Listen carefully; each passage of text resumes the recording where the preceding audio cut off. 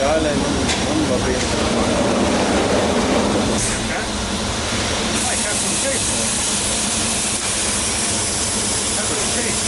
Il materiale dentro, le guide, tutto quanto si blocca tutto, perché questo è molto fino, al legno non è così. Anche da pulire.